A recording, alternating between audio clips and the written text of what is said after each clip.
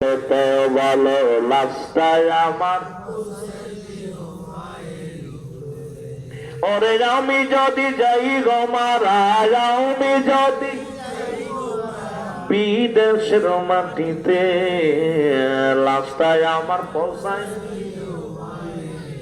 আরো জোরে বলেন লাস্টায় আমার। এই জগতে মায়ের মতো নাই কেউ আপন,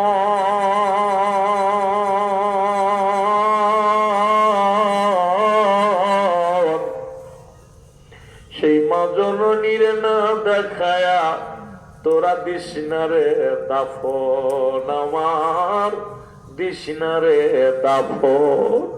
রব্বুল আলামিন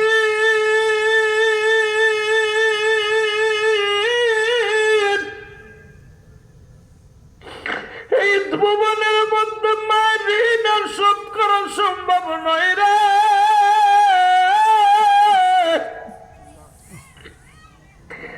বাবার ঋণ শোধ করা সম্ভব নয় রে। রব্বুল আলামিন এই দুঃখিনী মায়ের সন্তানেরা আজকে জান্নাতের বাগানে বসেছি রে আল্লাহ। আল্লাহ আমাদেরকে ক্ষমা করে দিও, আব্বা মার গুনাহ মাফ করে দিও। জোরে জোরে চিল্লা বলা যাবে না মারহাবা। যে কথাগুলো বলতেছিলাম, 4 নাম্বার হলো তাদের খেদমত করেন। মারহাবা বলেন। খেদমত, আপনার বাবা মায়ের হাত পা যন্ত্রণা করে টিপে দেন, পানি গরম করে দেন, গোসল করাই দেন, কাপড় চোপড় মুসলমান গোছায়া দেন, সুন্দর পোশাক পরায়া দেন। আব্বা মা খাইতে পারে না, আব্বা মারে খাওয়ায়া দেন। আব্বা মার পাশে বসে গল্প করেন, বাবা মারে সময় দেন। কারণ কখন কি প্রয়োজনীয়তা তাদের পুরা করে দেবা। খেদমত করো বাবা, যে খেদমতে বাবা খুশি হয় সেই খেদমতটা করার জন্য তুমি মেনে নিবেদিত হয়ে যাও। কারণ আব্বা মারে রাজি রাখার জন্য বাবার কি মুসলমান শোনো, খেদমতে তুমি নেশার হয়ে যাও। জোরে জোরে চিল্লায় বলা যাবে না মারহাবা। 5 নাম্বার তাদের প্রয়োজনীয়তা। এর বাবা মার কি প্রয়োজনীয়? আব্বা একটু পান খায়, মা একটু পান খায়। এ যুবক, তুমি বাজারে যাইতেছ, আগে বাবার পানটা কেন, মার পানটা কেন। বাপ মার কি প্রয়োজন? এই যে শীতের দিন আসছে, একটু মোজা কিনে দাও, শীতের কাপড় কিনে দাও, শীতের পোশাক গুলো কিনে দাও। আব্বা মার কি প্রয়োজন আগে বুঝতে হবে। কি প্রয়োজন বাবা মা আপনার কাছে আছে, এই প্রয়োজনীয়তা তাদের পুরা করতে হবে। আপনার কি কি প্রয়োজন বুঝতে হবে। আমার আব্বার কি প্রয়োজন? এই যে মুসলমান, বিছনাটা পেরে দেন, আপনি বিছনাটা গরম করে দেন। বাপ মা নামাজ পড়ে, ওজুর পানিটা গরম করে দেন, যেন মা বাবা গরম পানি ওযু করতে পারে। আমার বাবারা, আমার বন্ধুরা, আমার শুধু তাই নয়, বাবা মা বুড়া হয়ে গেছে, হাঁটতে পারে না, একটা লাঠির ব্যবস্থা করে দেন। বাবা মাকে সুখে রাখার জন্য আব্বা মার কি প্রয়োজনীয়তা, এগুলো আপনি পুরা করে দেন। যুবক,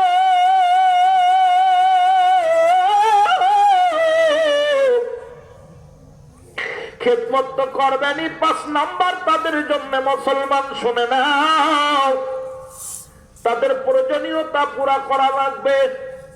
কি কি প্রয়োজন আপনি আপনার বাবা মার আপনি জানেন।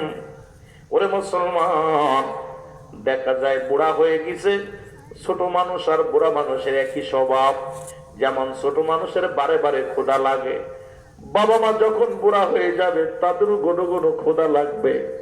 কোড়া মুড়ি এনে দিলেন, একটা রুটি বানায় দিলেন, একটা পা রুটি কিনে এনে দিলেন, একটা বিস্কিট কিনে এনে দিলেন। রাতের অন্ধকারে বাবা উঠলো, বাবা যেন এটা খেয়ে পানি খাইতে পারে, মা যেন এটা খেয়ে পানি খাইতে পারে। তোমার সন্তানের তুমি বারবার খেয়াল রাখো।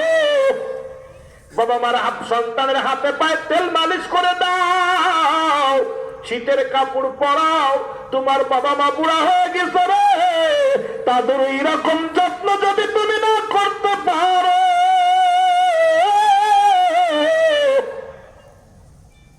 আল্লাহর দরবারে তুমি কি জবাব দিব? ও আমার যুবক বন্ধুরা শুনে নাও, শুনে নাও। এই জন্য আমি আপনাদেরকে বলবো, বাবা মা যেন যাতে খুশি হয়। আমার বেশি কষ্ট লাগে সেখানের মুসলমান, দেখা যায় মা বাবার দোয়া বাড়ির মধ্যে বড় হক করে লেখা আছে মা বাবার দোয়া, গাড়ির মধ্যে লেখা আছে মা বাবার দোয়া। আয়ের কপাল করা যুবক, বাবা মা দোয়া করলে গাড়ির মালিক হওয়া যায়, বাড়ির মালিক হওয়া যায়। এটাও লিখে রাখো, আব্বা মা দোয়া করলে আল্লাহর জান্নাত পাওয়া যায়। জোরে জোরে চিল্লা বলেন ঠিক কিনা? আমি যদি যাই গো মারা, আমি যদি বিদেশের মাটিতে, লাশটায় আমার পৌঁছাই দিও মায়ের কোলেতে। বলো লাশটায় আমার, আরো জোরে বল, লাশটায় আমার পৌঁছাই দিও মায়ের কোলেতে। বলো লাশটায় আমার, এই জগতে মায়ের মতো নাই কেউ আপন।